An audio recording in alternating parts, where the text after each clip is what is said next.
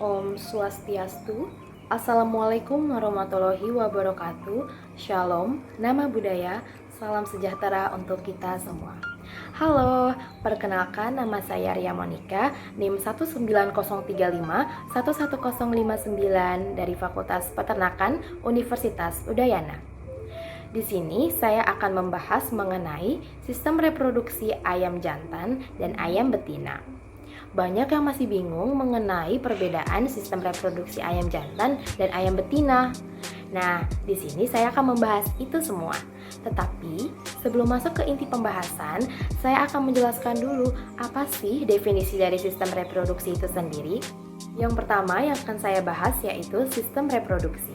Sistem reproduksi merupakan proses biologis untuk menghasilkan individu baru. Sedangkan alat reproduksi merupakan organ yang berfungsi untuk menunjang terjadinya proses fertilisasi antara sperma dengan ovum pada ternak jantan dan ternak betina.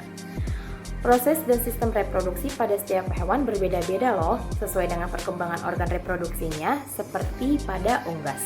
Nah, karena kita sudah mengetahui definisi dari sistem reproduksi dan alat atau organ reproduksi, kita akan masuk ke inti pembahasan.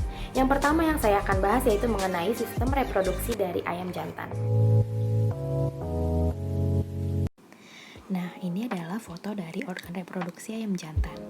Organ reproduksi ayam jantan terdiri dari dua bagian, yaitu organ reproduksi primer dan sekunder. Organ reproduksi primer merupakan organ reproduksi utama, yaitu testis. Sedangkan organ reproduksi sekunder terdiri dari epididymis, vas deferens, dan alat kopulatoris berupa papillae. Bagian yang pertama yaitu ada testis. Testis berjumlah sepasang yang berbentuk seperti buncis berwarna putih kekuningan dan terbungkus atas dua lapisan tunika albuginea.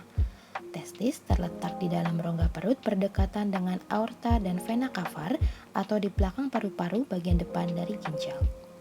Testis terdiri atas tubuli seminiferi yang berfungsi untuk menghasilkan sperma dan seledik yang berfungsi sebagai tempat sekresi hormon steroid, anandrogen, dan testosteron. Nah, hormon testosteron ini merupakan hormon kejantanan yang berfungsi untuk membentuk spermatozoa dan menumbuhkan sifat kelamin jantan. Perbedaan ukuran testis mempengaruhi jumlah sperma yang diproduksi loh. Lalu, bagian yang selanjutnya yaitu epididymis. Setiap testis memiliki satu epididymis, jadi epididymis berjumlah sepasang. Epididymis menempel pada bagian dorsal testis.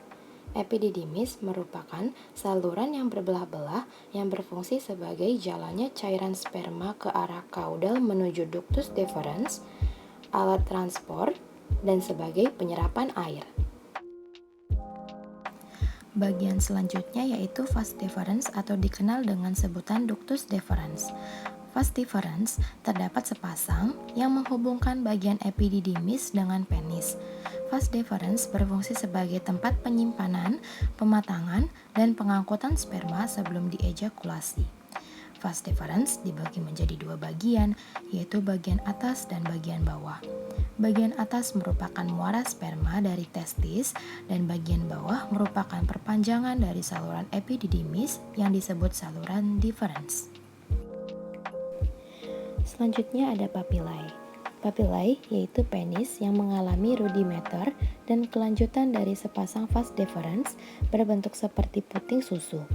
Fungsi dari papillae yaitu sebagai alat kopulasi atau menyemprotkan sperma ke dalam alat reproduksi pada betina saat terjadi perkawinan. Bagian yang terakhir yaitu kloaka. Kloaka pada ayam dewasa berhubungan dengan vas deferens. Diameternya membesar membentuk bulbus yang berfungsi untuk menampung semen. Bagian ini yang disebut bursa fabricus. Kloaka merupakan alat untuk melindungi reproduksi, terutama penis.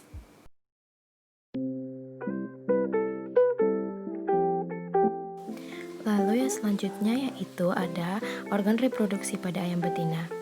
Organ reproduksi ayam betina terbagi menjadi dua bagian, yaitu ovarium dan oviduct. Oviduct ini terdiri atas beberapa saluran reproduksi. Saluran reproduksinya yaitu terdiri atas infundibulum, magnum, isthmus, uterus, dan vagina.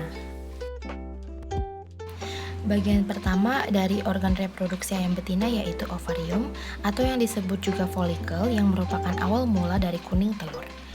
Ovarium pada ayam betina berbentuk seperti buah anggur dan terletak pada rongga perut berdekatan dengan ginjal kiri dan bergantung pada ligamentum mesoovarium.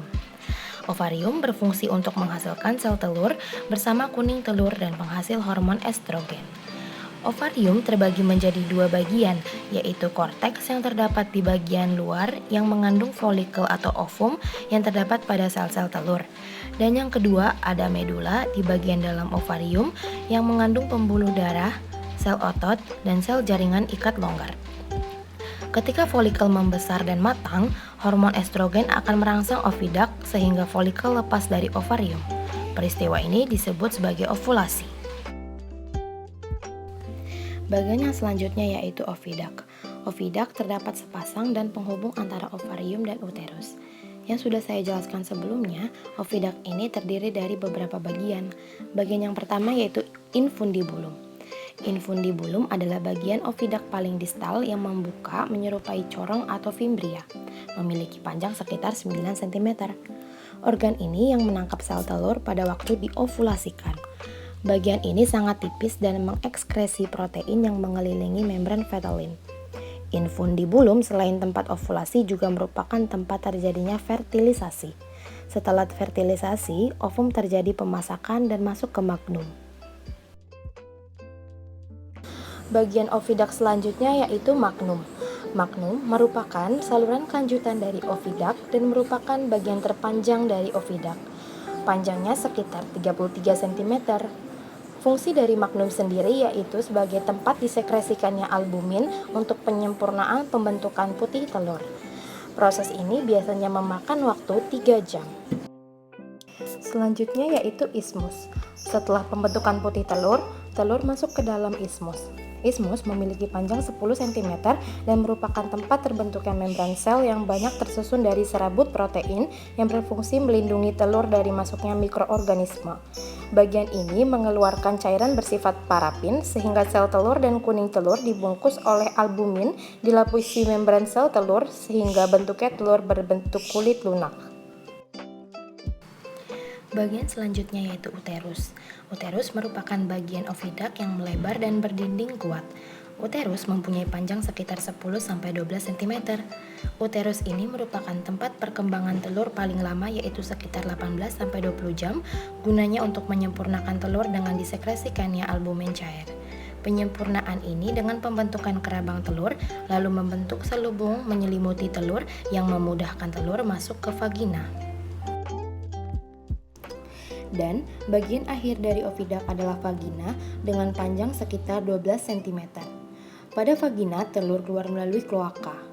Pada vagina, telur dilapisi oleh mukus yang berguna untuk menyumbat pori-pori kerabang sehingga invasi bakteri dapat dicegah.